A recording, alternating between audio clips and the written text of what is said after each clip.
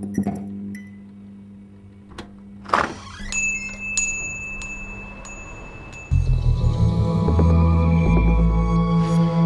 afternoon, ladies and gents. Thanks for coming. Good to see some of you having your lunch and spending it with us today. It is my pleasure to introduce Dr David Forrest, who is our first speaker today, who's going to speak on the work of Barry Hines. David.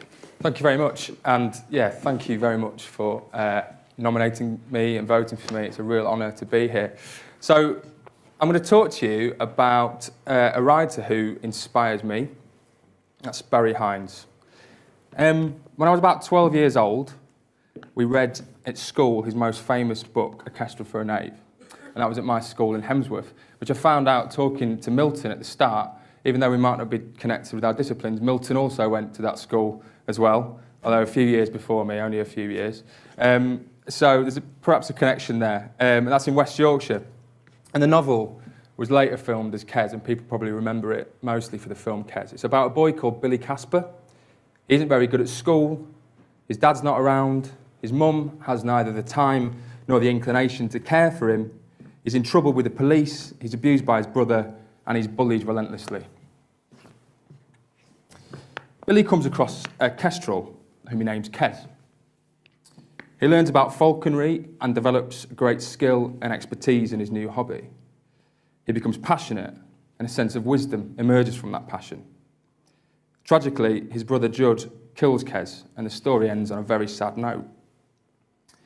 We were told to read this at school because I think we probably all knew someone like Billy, and because our town was much like the one depicted in the story. Yet the appeal of Kes goes far beyond the Yorkshire coalfields. The story is about class, education, youth, mutual understanding, and for those reasons it speaks to the way we live today and the challenges that we continue to face as a society. And so the book is still read and published all over the world.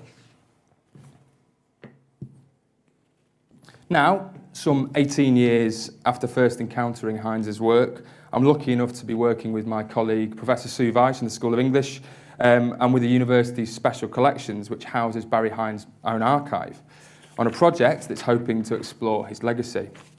We believe that Hines' 40-year career is worthy of renewed examination, and I want to show you some of the reasons why we believe that today. 3 years then, after I'd watched Kes and read Kestrel for a Knave for the first time, my brother took great delight in showing me a TV film called Threads, also by Barry Hines. Great delight, I think, because he probably quite enjoyed his younger sibling being paralysed by fear. And those of you who've seen the film will know exactly what I mean. That kind of says it all, really. It follows the lives of a young couple in Sheffield, Jimmy and Ruth. Ruth falls pregnant, and both sets of parents are shocked, but they quickly adjust to the change. And at the fringes of this relatively mundane narrative, the viewer begins to hear and see news reports about escalating violence in the Middle East and aggressive exchanges between the Russians and the Americans. Occasionally, documentary voiceover comes in, and this clinical white text emerges on the screen and really disturbs this fictional story.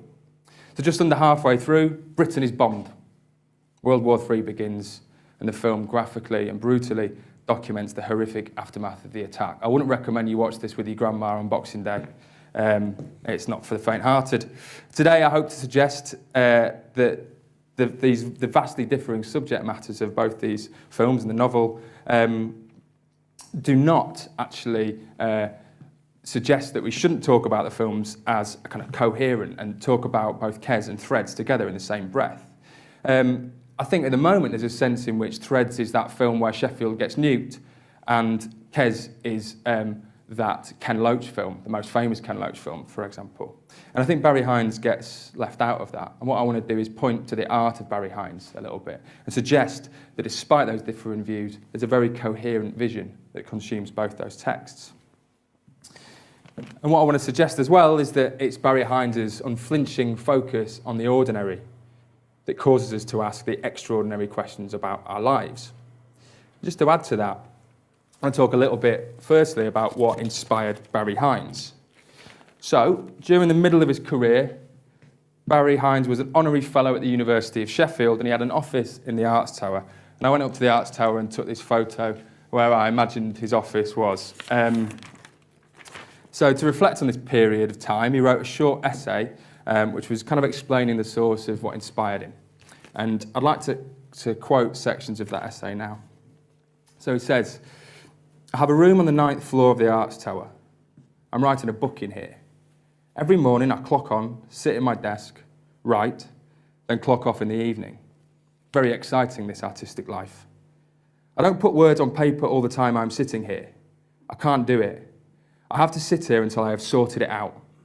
So I spend a lot of time picking my nose, cleaning and paring my fingernails, inspecting the contents of my desk and looking out of the window. This is what I can see. Directly below me, a cluster of terraced houses. Some of these houses are empty and boarded up, and it says EL off on the doors. I'm not sure what this means. But there's still life down there. People stand in the streets and talk. Dogs and cats walk about. Somebody keeps engines in one of the outhouses, and there are tubs of plants growing in the backyard. It's certainly not Belgravia, but it's not a slum either. My room looks out over the working side of the city. I can see all the steelworks, and surrounding this heavy industrial area, groups of council flats. One of these developments won an architectural prize. I wonder if any of the tenants were on the selection committee. Most of the people I write about live in places like this, or in old terraced houses, or on vast council estates. They work in pits and factories, and most of them have failed the 11 plus and went to secondary modern schools. I bet most people who live in the flats and work in the steelworks failed their 11 plus too. I bet the architect who designed the flats didn't fail his 11 plus. I bet he doesn't live in the flats either. When people come up to my room, they look out of the window and say, "It's not very inspiring, is it?" "What isn't?" I say, although I know very well what they mean. Like a lot of people, they have romantic ideas about writing. They think you get inspiration by sitting in a cottage in the Dales and watching the sun setting over the dingle. I did that when I first started writing. I rented a cottage on the island of Elba. I wrote at a table on the terrace and watched the sun setting over the mountains. Very romantic. But as they say about blue movies, when you've seen one, you've seen them all. Writing is nothing to do with pretty views. It's to do with commitment. If you know what you're writing about and what you are writing for, you could write it in a cellar. As it happens, the view from my window is very inspiring. What, they say, those horrible blocks of flats, all those mucky factories and all that smoke pouring out, those ramshackle houses down there, that faceless council estate. Well, yes, I say. Most people live and work in places like that, and I can't think of anything more important to write about. Can you? So, work, education, inequality, the dignity, beauty and eloquence of everyday life, and the poetry of the mundane. Concerns, I think, that underpin every one of Hines's works. And given the circumstances of this talk, I want to focus on perhaps the most pervasive of those concerns, education. In particular, I want to take us to 3 moments in Kes. The first was not actually included in the film, so it's in the novel, Kestrels for a Knave. It involves Billy being asked by his teacher, Mr. Farthing, to write a tall story, something, and I quote, that is unbelievable or far-fetched. Billy's response shows us the hopelessness of his experience. You'll have to forgive me here, I'd like to read this out as it's written, and there's not much punctuation, so I won't do a Barnsley accent. One of my students who's from Barnsley said, "I really enjoyed your lecture on Barry Hines, but your Barnsley accent was woeful," so I'll just do it in my voice, okay? So, one day I woke up and my mother said to me, "Here, Billy, there's your breakfast for you." There was bacon and egg and bread and butter and a big pot of tea. When I had my breakfast, the sun was shining outside. I got dressed and went downstairs. We lived in a big house up Moor Edge, and we had carpets on the stairs and in the hall and central heating. When I got down, I said, "Where's our Judd? He's going to the army," my mother said, "and he's not coming back, but your dad's coming back instead." There was a big fire in the room, and my dad came in carrying his case that he took away with him. I haven't seen him for a long time, but he was just the same as he went away. I was glad he'd come back, and our Judd had gone away. When I got to school, all the teachers were good to me. They said, "Hello, Billy, how are you going on?" They all patted me on the head and smiled, and we did interesting things all day. When I got home, my mother said, "I'm not going to work anymore." We all had chips, beans for our tea, and then we got ready and we all went to the pictures. We went upstairs and had ice cream at the intervals, and we all went home and had fish and chips for our supper, and then we went to bed. Phew, right. Billy's tall story, of course, reads like a factual narrative from a young person of probably a higher social class than Billy, and that's the tragedy of it. His family situation appears difficult, to say the least. An absent father, whom Billy misses greatly, an abusive brother, a mother who was always working, a cold house and perhaps not enough food. And at school, we can discern that he's not stimulated and that his teachers neither value him nor hold him in any affection. Billy is the way he is because of environmental factors well beyond his control. Billy's story is a moving account of the tragedy of isolation and disconnection from the family and the state. It forces us to consider the factors that underpin the disenchantment of the young in a way that we could do well to pay attention to today. Put Billy in a tracksuit and a time machine to the 21st century and he would pejoratively, I think, be labelled a chav. Indeed, in another moment, Billy and a group of equally disengaged boys are hauled in front of their head teacher, Mr. Grice.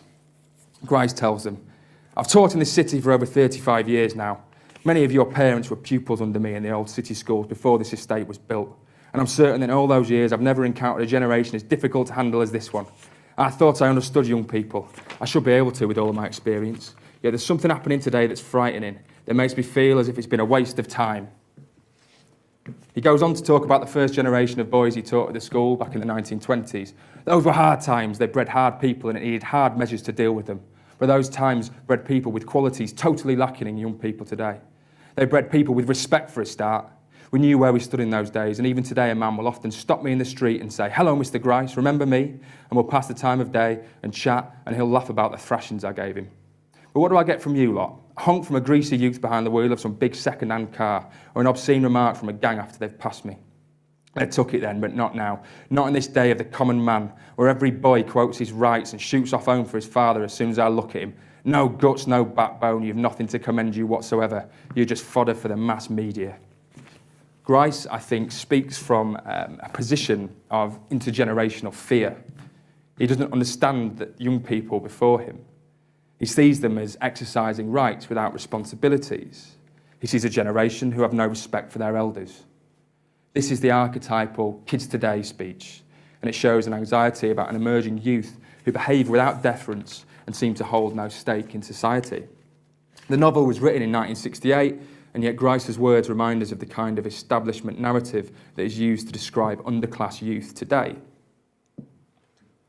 Hines's portrait of Billy suggests that this generalising tendency might be countered through an attempt to understand the hopes of a young, marginalised man who is attempting to make sense of an uncertain world. The emphasis on falconry and Billy's increasing knowledge of it enables this counter-story to emerge. In perhaps the most beautiful scenes of the film and the novel, Billy finds his voice and his authority when he's asked to give a presentation in class. His classmates, knowing about Billy's burgeoning interest in falconry, pressure him to talk about Kes. Reluctantly, he agrees. Billy, the expert, enchants those before him. He speaks with precision and a quiet and infectious passion. He becomes the teacher. Later, Mr. Farthing comes to see Billy and Kes in action. In the film, he tells him, "Well done, Casper. The most exciting thing I've ever seen in my life." And we realise what Hines meant when he said that Kes is about education, not falconry. It's a story about a boy, not a bird. The kestrel is a symbol of Billy's potential. Through the hawk, we see what he is capable of. Hines' novel makes a powerful case for how education might be used to drive aspiration and affect change when its structures are deployed to respond to the everyday lives, passions and interests of students. This is Hines again. In academic terms, Billy Casper is a failure. He's in the bottom form of a rough secondary modern school. He had a job to read and write, as he tells the employment officer. Yet once he becomes interested in falconry, he acquires a book on the subject which is full of esoteric vocabulary and technical descriptions. He then goes on to successfully train a kestrel, which requires both intelligence and sensitivity. If there had been GCSEs in falconry, Billy Casper would have been awarded an A grade, which would have done wonders for his self-confidence and giving him a more positive self-image. Now, since working at the university, I've personally been very passionate about widening participation, about recognising the value that diversity of experience and background can bring to an academic institution. The work I've done on story in Sheffield with my colleague, Professor Brendan Stone, might in some ways be seen to chime with Hines' vision for education. Story in Sheffield is an undergraduate module that sees students working with and learning alongside members of the Sheffield community.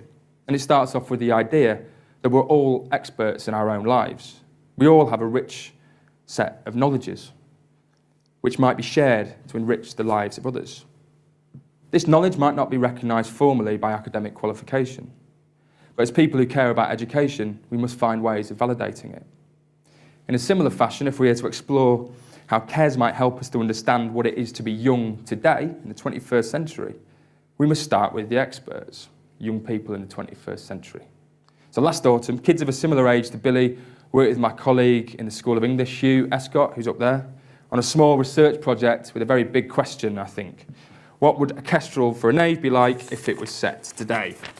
And their responses were fascinating. I've edited a number of them to show you. And nowadays, they say, teachers as a whole are more sympathetic and diplomatic when dealing with young people. Judd would have a different job, as there are very few coal mines open today. He might work at a McDonald's, as there are many jobs available in the fast food industry. Or he might be an unemployed drunk, because of the loss of traditional industries in the area and the recession. Billy would be better looked after, as there have been changes in parenting styles and attitudes towards children. The family would have more food, as food is cheaper and there is better support for low-income families. Clothes have changed, and Billy might wear street clothing. Because of the rise of technology and entertainment, Billy might find training a bird boring and may lose interest quickly because of these changes. For young people, fighting, bullying, loneliness and alienation are still big issues and are perhaps the universal themes of Hines' book. Judd and Billy would still have a fraught relationship because of sibling rivalry. Billy's story could be one of a bully, not of a bullied boy, so that people could see this perspective. We might also get more insight into how Billy feels. Billy's relationship could be with another type of bird, perhaps a blue tit or a bird-like object, such as a penguin phone cover. Billy could be generally more upbeat and wily. Judd could be less violent, and we could see why he's so irritated. I like to think that Hines himself would be really interested and impressed with that research, that it shows the values of the kinds of ideas that he explores in the novel. I also think I learned a lot from reading the research, and perhaps we might feel a little bit like Mr. Farthing does when reading it, the joy of being taught by our students. How might these ideas connect to Threads then? I'd like to suggest that if Kes is a film about education and not falconry, then Threads is a film not only about the specifics of nuclear war, but also about community and power. Very important themes in Kes. The film's opening voiceover hints at this. In an urban society, everything connects. Each person's needs are fed by the skills of many others. Our lives are woven together in a fabric, but the connections that make society strong are also make it vulnerable. So this is an interconnected world in which individuals and communities are locked in relationships of mutual benefit. Of course, this foreshadows what is to come in quite a tragic manner, and that's the assault on and the destruction of these threads. Yet, viewed in the context of Kes, we might see Hines' dystopian vision as part of a wider exploration of how society is formed and how it might prosper. Indeed, just 3 years before Threads, in 1981, Hines took many of the ideas from Kes and reimagined them for Thatcher's Britain, more specifically Thatcher's Sheffield, in his novel and concurrent film directed by Ken Loach, Looks and Smiles. Here, Mick, like Billy, finds a society where each person's needs are not fed by the skills of many others, and finds that our lives are not woven together. He's ejected from school into an unforgiving world where his passion and enthusiasm find no home in an economy scarred by recession. Threads, fittingly broadcast in 1984, uses the same realist idiom, that focus on everyday life, but Hines introduces the hypothetical nuclear apocalypse as a violent symbol for the increasing loss of connection, solidarity, and mutual understanding in Thatcher's Britain as he perceived it. I'm making this case partly because Hines is rarely spoken of as an author with a coherent vision. Beyond Kes, which more often is seen as a Ken Loach film, as I've said, rather than an adaptation of a Barry Hines novel. It's always Ken Loach and then Barry Hines. And I think we can readjust that balance slightly. This is probably because Hines works so freely across mediums. And it's difficult to ascribe agency to an author when we're used to categorising our artists in such rigid and narrowly defined terms. Yet some of our research in Hines' archive begins to reveal the unity of his artistic and political vision. I've been looking recently at his stage directions in Threads, and they reveal to us the development of a radical aesthetic. Early versions of the screenplay focus solely on the two families, the Kemps and the Becketts. Hines then nuances and develops these structuring devices in later revisions, and he brings in the presence of the local authority, the city council, and their emergency committee to add an institutional structural focus. He then intersperses these fictive elements with voiceover, with news reports, as well as the Cold War public information broadcast Protect and Survive. Hines also added the text in a later revision of the screenplay, which we see disrupting the fictional narrative with coldly scientific fact and projection about the nuclear conflict. And perhaps most chillingly, he also included the black and white documentary photographs, which are deployed ambiguously amongst images of the fictional nuclear holocaust in the film. So you've got photos of the fictional characters alongside images of recent conflict. These elements are at the core of Threads' power, and they are aesthetic choices made entirely by Hines himself. This disruption of our fictional, familiar world with a language of documentary and of science manipulates our empathy and shocks us into remembering the narrative's fundamental themes. Here, the everyday is used as a means of humanising the looming presence of a destructive political power that threatens the very fabric of our existence. And this dystopian vision again evokes Kes.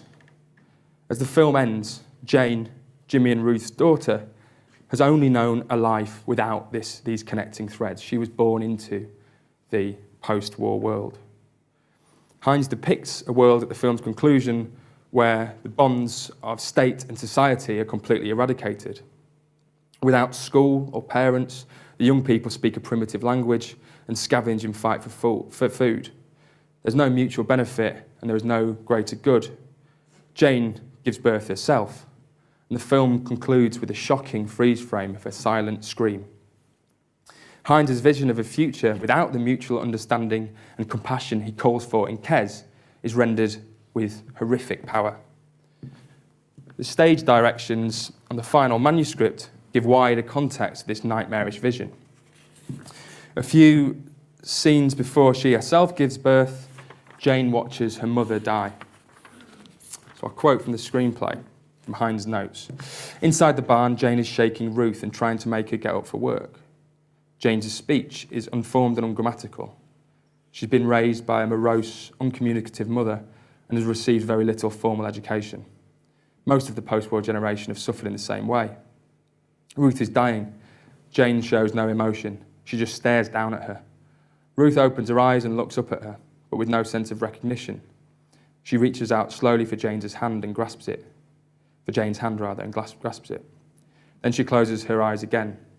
We hear her whisper very softly, but cannot hear the words. Her grip relaxes. She is dead.